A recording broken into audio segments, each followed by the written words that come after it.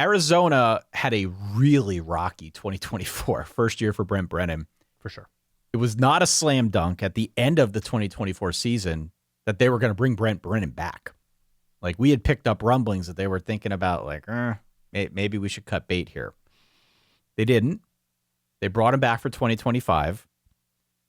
Clearly, he learned from his mistakes. Clearly, he figured out what wasn't working and what he could do to make it all better, because we saw a huge resurgence in 2025. For Arizona to go 9-4 after they looked virtually hapless and disorganized and all out of sorts in 2024, that in and of itself was a really nice accomplishment for Brent Brennan.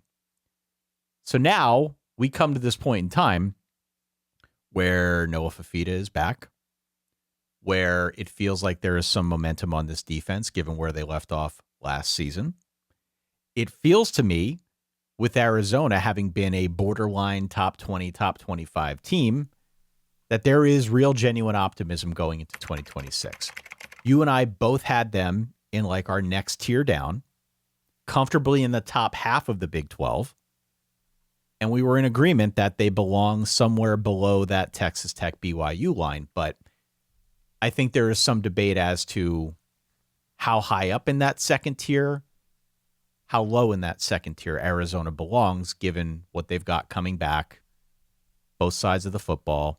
Yep. And this renewed sense of optimism. So I don't want to be blinded by the fact that I'm optimistic about Arizona. I want to try and be as realistic as we can. But I feel like what we saw last season is definitely reason for hope moving forward with this coach. Yeah, I think so. I think the immediate gains on defense. Look, they had experienced guys last year who are now gone. The safety duo was probably one of the 5 best safety duos in the country, in the sport. Dalton Johnson, Genesis Smith were big-time playmakers for this Arizona team all over the field, excuse me. The starting point that Arizona has is pretty incredible, right? So they have proof of concept that these coordinator hires from last season have worked out pretty well. Seth Doege 100%. is back. 100%. So he's another situation where I think Noah Fifita has the same coordinator in consecutive seasons. Yep. And then Danny Gonzales got an extension for this defense that immediately, when they flipped and went to the 3-3-5 last season and, you know, had the active secondary and empowered the guys in the back half of this defense, the proof of concept was obvious. They bring back enough quality beef up front, I think on both sides of the ball, but it stood out to me on defense that along the defensive line, like on all 3 levels, there is enough experience and enough promising transfers from big enough places. Not that smaller school guys can't work out, but I always do appreciate when, okay, this guy played a little bit for Nebraska, seemed to be pretty good, and was practicing against at least decent Big Ten players every day. Like I there's something to me. Maybe that's just some sort of like big school, big conference bias. I don't know. But I appreciate that from Arizona. Noah Fifita's good. Noah Fifita cleaned his act up last year in terms of the turnovers and trying to force too much on offense. I don't know if there's necessarily star power in the skill core, but if you got a good quarterback, that's my thing. Like I agree. Yeah. But you didn't know all of these like Chris Hudson was in his 7th year last year or something like that, and he had already been at Oregon and Wazoo before he got to Arizona. Like, guys can succeed in decent systems with good quarterbacks. I think Noah Fifita is a good quarterback, also 37 years old, has also been in this level of the sport for a minute. So right. If the starting point is potentially confusing and annoying defense, an experienced playmaking, pretty fearless, sometimes to his detriment, quarterback, tough place to play. Listen, I'm an Oregon fan. There is no level of Arizona, good to terrible, that I as an Oregon fan felt comfortable with my favorite team going to the desert. I have too much Tucson scar tissue to ever say anything bad about Tucson. I'm also a University of Arizona legacy, so right. I don't know. I always have a soft spot. Shout out Miles Simon, Eugene Edgerson, whoever. So back half of the schedule is tough. It definitely is. But they can get momentum. Other than that BYU game, and that's in Provo, that's almost like, I don't know, man. If Arizona has something special this year, they'll win that game. Week 2. Because that's real tough. Right away. Week 2. Right away. Week 2, yeah. September 12th. But The back half is difficult. The middle is not terribly meaty. And when you look at what a lot of these teams, look, Texas Tech should be good. There's nobody bulletproof on this schedule. Texas Tech is away from home. They get TCU the week after that. They don't have to go to altitude again when they play Utah. They have K-State. They have ASU. These are all flawed teams that a B+, A- Arizona team can beat. Maybe with a little bit of late game, maybe with a little bit of injury luck, because they're another one of those teams, as we mentioned last season, with an overtime loss to BYU. It's an absolutely winnable moment against Houston. They were in the college football playoff with 90 extra seconds.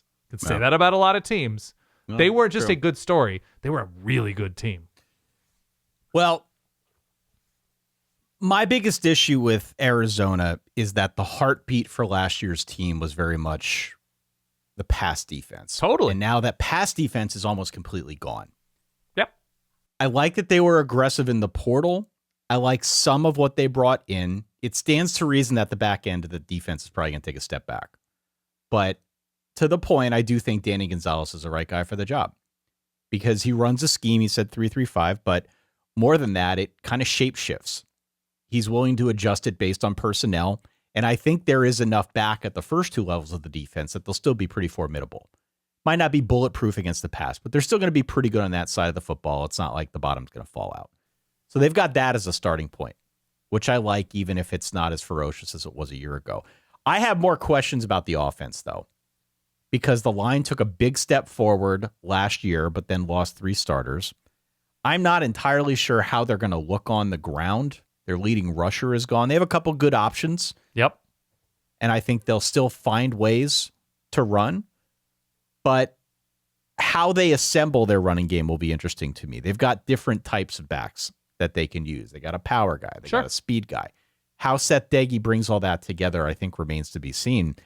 And out wide, I think Trey Spivey is wide receiver 1. Yeah, he's got really good size. Yeah. He definitely flashed at moments last season. He just wasn't a volume wide receiver. Right. So I'm not sure what the target distribution is going to look like coming from Noah Fifita and who he locks in on as his primary guys. I feel confident that they will work this out because if we learned anything from what we saw a year ago, this is a coaching staff, this is a head coach, if nothing more, that can kind of understand and do some self-scouting and figure out how they can make things better on the fly. Okay. I feel pretty good about Arizona. I've got them down as like a feisty 8-4. Okay. I think I lead more 9-3. Okay. But I think it's just the seasoning this team should have by the time they get to the trickier parts of their schedule. By the way, speaking of which, you must hold a special place in your heart for this Utah matchup. Arizona, Utah. Why? 2 5'9" quarterbacks. This could be the shortest quarterback matchup of the season on the P4 level, right? Representation for people like you, Ty. People like me. How dare you? I saw that late in the schedule. I'm like, wait, is this the shortest like 2 good team quarterback matchup of the season? That's pretty good. Devin Dampier, Noah Fifita. Yeah. Not getting to 12 feet between them. I like it. All right. Feisty 8-4. You're more feisty 9-3, but we both feel pretty good about Arizona. That's why we have them. Yeah. Where we have them.